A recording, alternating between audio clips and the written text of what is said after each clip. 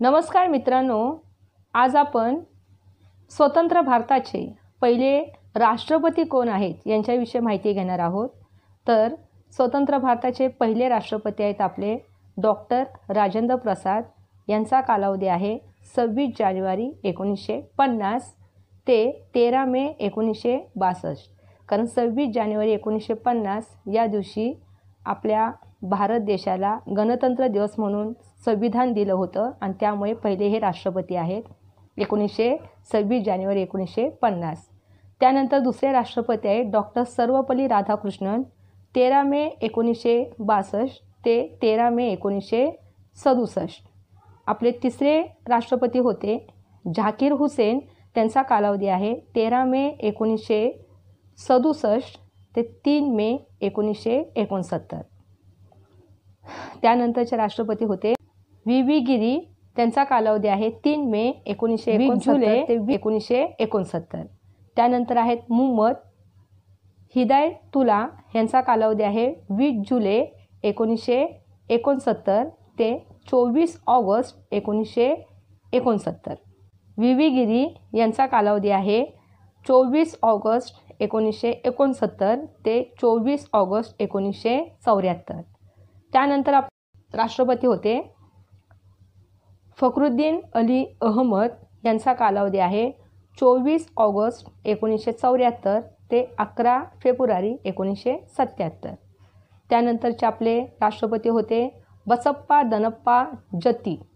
यांचा कालावधी आहे 11 फेब्रुवारी 1977 ते 25 जुलै 1977।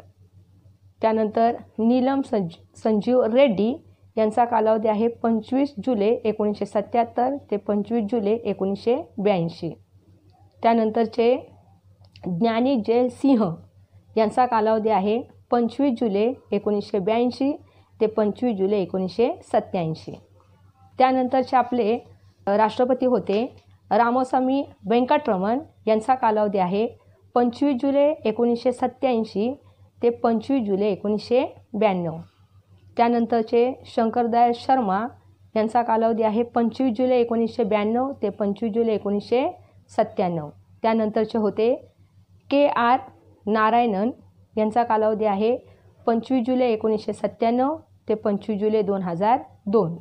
त्यानंतरचे आपले लाडके राष्ट्रपती होते APJ अब्दुल कलाम।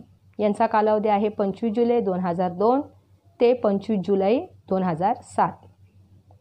त्यानंतर आपल्या भारतातल्या पहिल्या राष्ट्रपती म्हणून महिलेने जो मान पटकावलेला आहे त्यांचं नाव आहे प्रतिभा पाटील।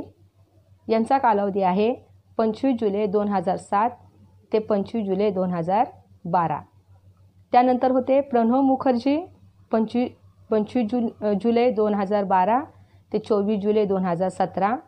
त्यानंतर होते रामनाथ कोविंद। यांचा कालावधी आहे 25 जुलै 2017 ते 24 जुलै 2022। आणि आत्ताच्या सध्या परत आपल्या दुसऱ्या महिला लेडी आहेत ज्यांचं नाव आहे द्रौपदी मुर्मू। ह्या आपल्या राष्ट्रपती आहेत। त्यांचा कालावधी सध्या चालू आहे 25 जुलै 2022 ते आजपासून त्यांचीच कारकिर्दी चालू आहे।